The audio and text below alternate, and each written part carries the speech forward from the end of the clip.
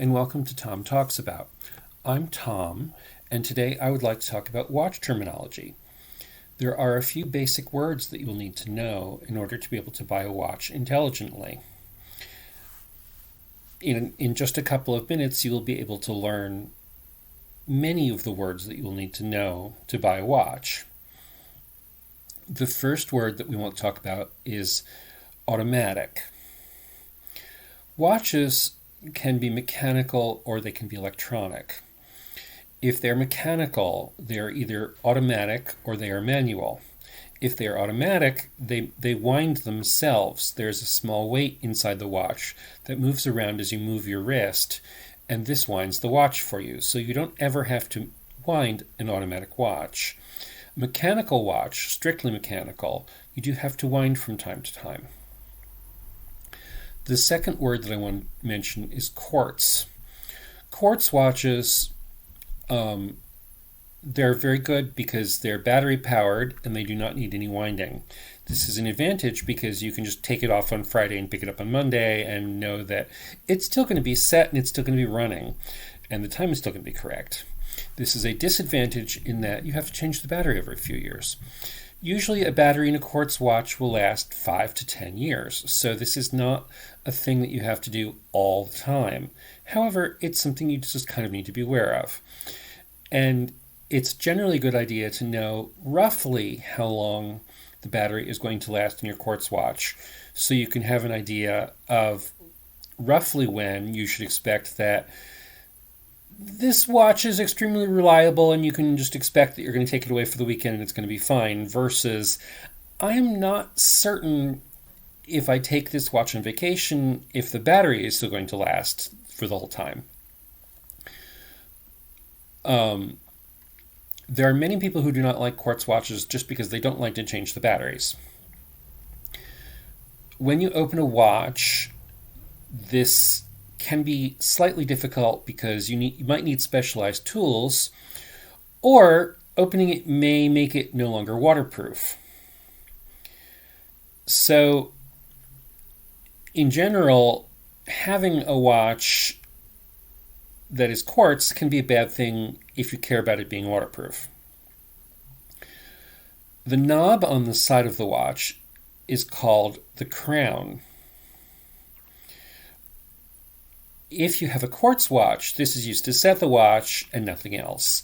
If you have a mechanical watch, this is used to wind the watch or set it.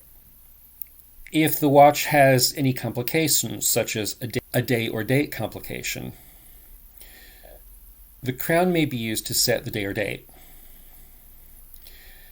Instructions on setting the day or date depend on the particular watch that you have. So if you have any questions about that, you might want to actually check to see what the manual has to say. A watch may have a strap or a bracelet. Either one is designed to hold the watch onto your wrist. A strap is a flexible thing with a buckle that a bracelet has metal links. These links can be removed to shorten the bracelet so that you can wear it more tightly and it fits better. There's also what's known as a Milanese strap. This is a strap made of a flexible metal mesh material. These are very interesting because they can be very attractive and very comfortable, and at the same time they're made of metal, so they're actually waterproof. If you care about the watch being waterproof, you might also care about the strap being waterproof, because it doesn't really help you all that much if your watch gets wet and it doesn't particularly mind, but it destroys the strap. Another important factor about a watch is the bezel. Not all watches have a bezel. Watches that do have a bezel, sometimes it's a rotating bezel. This is generally true on a dive watch. Dive watches have become fashionable to wear for almost any circumstance. So if you have a dive watch that you're interested in, wear it whenever the heck you like. However, it's not necessary that the bezel rotate or that you actually even have a bezel. Some watches don't. They're perfectly good watches.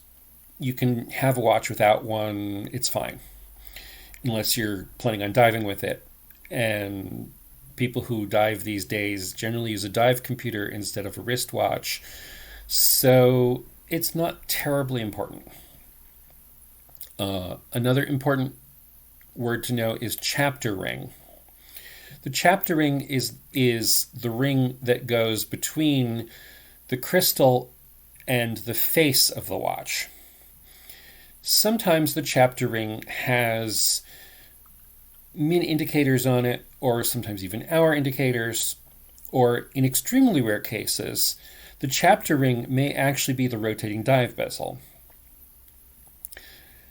However, sometimes a chapter ring is just blank, and that's just fine. Another important word to know is the crystal. The crystal is basically the transparent part through which you see the watch face. A crystal may be made of acrylic or glass or mineral or sapphire. Acrylic is both good for waterproofness, and if it gets scratched, the scratches can be buffed out with an appropriate buffing compound. On the other hand, it is the most prone to being scratched. Then comes glass. Glass is not terribly prone to being scratched, but it can be fairly easily shattered. Next comes mineral crystal. Mineral crystal is a decent compromise between it's hard to shatter and it's not terribly easy to scratch. However, if you have a watch with mineral crystal, you can kind of expect that over time it will probably get fairly scratched up, and it's really hard to buff scratches out of mineral crystal. Then comes sapphire crystal. Sapphire crystal is literally a sapphire. In the 80s, we had Star Trek make a joke about transparent aluminum. Sapphire crystal is literally transparent aluminum. It's next to impossible to scratch. Unless you actually scratch it with another sapphire or a diamond, you're not going to scratch it. On the other hand, it can be shattered. It's not very easy to shatter a sapphire crystal. I've never shattered one, but it can be done.